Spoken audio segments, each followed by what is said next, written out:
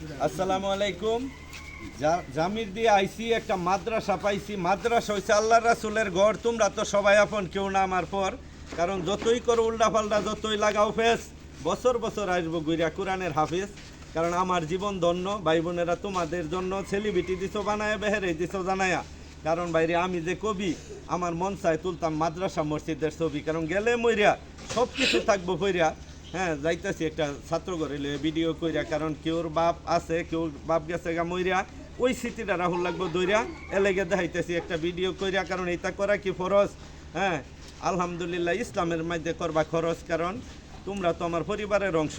ইনশাল্লাহ করোনার অংশ। ওই যে আলামিন হুজুরের নাম, আমি তারে দিই দাম, তুঙ্গর কিন্তু একটু পাশে তাহার কাম। কারণ এটা আমাদের বাংলাদেশ সবুজের বুকে লাল, সে তো থাকবেই চিরকাল। লুকিয়ে থাকা শিয়াল শকুন, লুকিয়ে থাকা হয় না, তারা শুধু চায় বাংলার ক্ষতি, ইসলামের ভালো চায় না। তা আলহামদুলিল্লাহ কেউ গেছে গা ফলাইয়া, ভাব গেছে গা খোলায়, আমি দিলাম কইয়া। আমি কিন্তু আসি রে ভাই তুঙ্গর স্মৃতিটা লইয়া। তোমরা আমার পরিবারের অংশ, আমারে করোনার অংশ। সবাই দিয়ে দিবা লাইক কমেন্টস, কফিলিংয়ের অংশ। তো এই যে দেখছো চাইয়া, দেখলে লাগে মায়া, এ লাগে কিন্তু দেখাইতেছি ভিডিওটা আমি আয়া।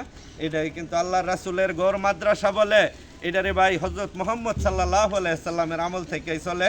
কারণ আল কোরআনের আয়াত, এটা যারা দিব বায়াত, তারাই কাফেরের বংশ, ইসলামরে সহজে করতে না ধ্বংস। সবাই দিয়ে দিবা একটা অংশ। হাতে সময় অল্প, সুযোগ পাইলে ভাই বোনেরা আবার করবো গল্প। সকলকে ধন্যবাদ। আসসালামু আলাইকুম।